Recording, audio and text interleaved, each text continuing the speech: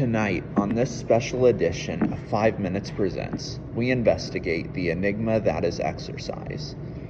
How can an activity that leaves us sweaty and red-faced, like we have a peanut allergy, have such a profound benefit to our health? I'm Lester Bolt. The first thing I notice when I exercise is that my heart beats faster than a middle schooler's at the school dance.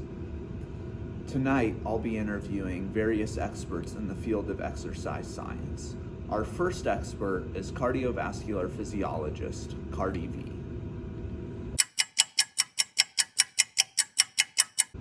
Dr. Cardi V, can you tell me why my heart beats faster during exercise?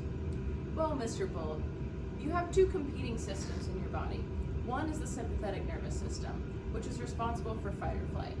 The other is the parasympathetic nervous system, which is primarily interested in rest and digest.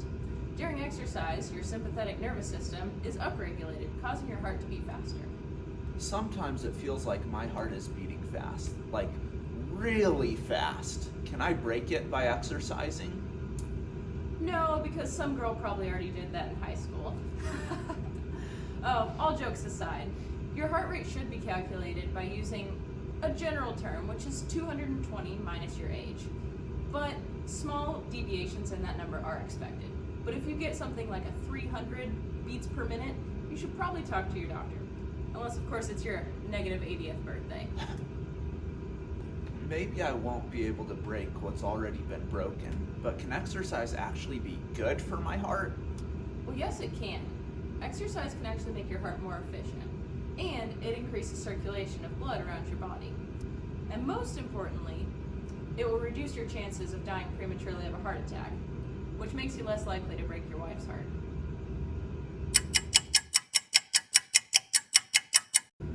After speaking with Dr. Cardi V, I became convinced that exercise could be good for my cells, in particular my heart. But what about the trillions of cells in and around my body that aren't my own? For the answer to that, I turned to Dr. Sharman Goh, microbiome expert for the Reader's Digest. Dr. Sharman Goh, can you tell me more about exercise and the gut microbiome? Oh yes, exercise is great for the microbiome. It increases good microbial species as well as diversity, which makes things better for breaking down short-chain fatty acids and carbohydrates. Munch, munch, munch. Fat and carbs? So are you saying I should eat more junk food? No. Short-chain fatty acids are those things that come from plant fibers whenever your gut breaks them down. Actually, what I'm saying is you should eat more good foods, and those new little inhabitants in your gut, they'll be better at getting the nutrients out of them. Many of our viewers may remember a recent story we did on the sewage explosion plant in nearby Ding Dong, Texas. Can you give us an example of when gut bacteria have been good rather than explosive? Oh, I know this one. Okay, so a case where a particular strain of bacteria has proven to be helpful is in the case of Akkermansia muciniphila, which grows wild in the intestinal systems of athletes and can help prevent obesity and diabetes. Well, that headache mucinex thing does sound interesting, but this is more than I can digest. Thank you, Sharman Goh. This has been a real cultural experience.